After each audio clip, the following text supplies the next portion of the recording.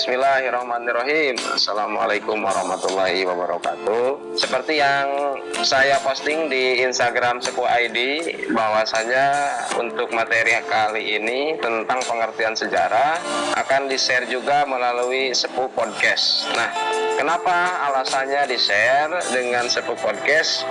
Karena menindaklanjuti banyaknya pengertian-pengertian atau penafsiran-penafsiran terkait sejarah yang salah tafsir. Banyak orang mengartikan semua masa lalu itu adalah bagian daripada sejarah dan dianggap benar, tetapi tidak memahami dasar-dasar keilmuan tentang sejarah itu sendiri.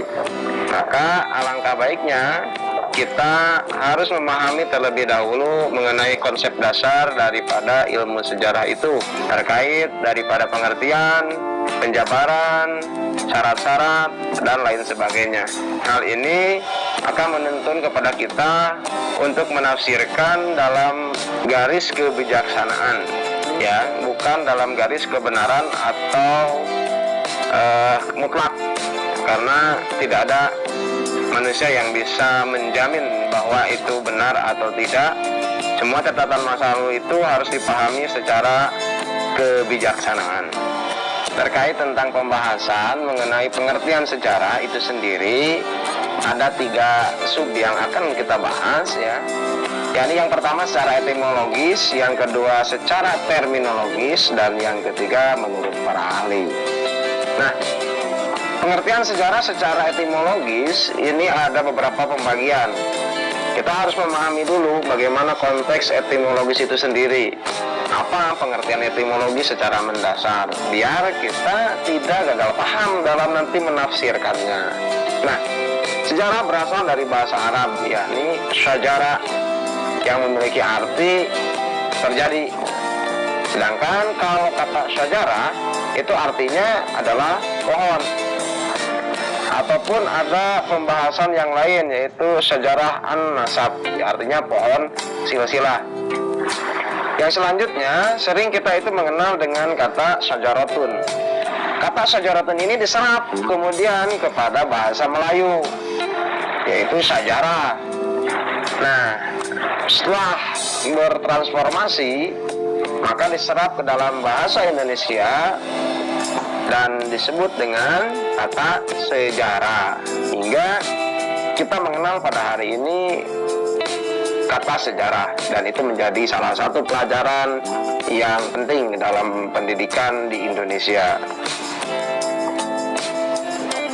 Nah, dalam bahasa Inggris, sejarah ini memiliki arti atau sama dengan, ya, yaitu dengan kata history. Kata dasarnya yaitu historia, yaitu dari bahasa Yunani. Apa maknanya? Maknanya adalah memiliki makna tentang penyelidikan, pengumpulan, pengorganisasian, dan penyajian informasi mengenai peristiwa masa lampau dengan manusia sebagai tokoh utamanya. Maka tidak ada sejarah kalau tidak ada manusia. Itu menurut salah satu ahli sejarah. Dan sejarah ini sangat berkaitan dengan peradaban manusia itu sendiri, karena manusia itulah yang nantinya akan menafsirkan dan menuliskan serta meneruskan, menyampaikan kisah-kisah kepada generasi selanjutnya, sehingga menjadi catatan yang berharga dan disebut dengan catatan sejarah. Nah, secara terminologis, sejarah itu apa sih? Nah, salah seorang tokoh yang terkenal, yaitu Herodotus, mengungkapkan bahwa sejarah itu bukan berkembang dan bergerak lurus ke depan, dengan tujuan yang pasti, tapi melainkan melingkar. Nah, Anda paham mungkin kalau teman-teman harus terbayang mengenai konsep lingkaran. Seperti apa? Jadi tidak, konteksnya tidak garis lurus, tapi melingkar, saling keterkaitan, saling berhubungan antara kejadian satu dengan kejadian lain, saling memiliki variabel, memiliki ikatan. Ya, kenapa? Karena disebabkan oleh keadaan manusia itu sendiri. Nah, kita harus memahami konteks ini. Manusia itu memiliki ikatan batin yang sangat kuat, memiliki daya pikiran yang sangat kuat dengan generasi masa lalunya. Maka konsep sejarah itu memiliki arti dalam makna Herodotus ini melingkar dalam konsep satu lingkaran. Sedangkan menurut tokoh Indonesia atau bapak sejarawan Indonesia, yaitu Bapak Sartono Kartodirjo, sejarah itu pada hakikatnya dibatasi oleh dua hal menurut beliau, yaitu sejarah dalam arti objektif dan sejarah dalam arti subjektif. Apa sejarah dalam arti subjektif atau dan objektif? Nah, sejarah dalam arti objektif itu menunjukkan kejadian atau peristiwa itu sendiri. Nah, jadi pure, murni gitu ya. Tetapi kalau arti subjektif itu sudah ada emosi atau sudah ada variasi dari seorang sejarawan atau penulis yang menulis atau mengkisahkan kejadian sejarah tersebut. Jadi kawan-kawan semuanya patut dipahami bahwa sejarah itu sangat dipengaruhi oleh latar belakang tokoh yang menulis atau yang meneliti terkait sejarah itu sendiri. Maka perlu dasar pembandingan yang sangat kuat, minimal ada 3 pembanding untuk memahami konteks sejarah itu sendiri. Menurut para ahli, sejarah itu didefinisikan menjadi 3 cabang.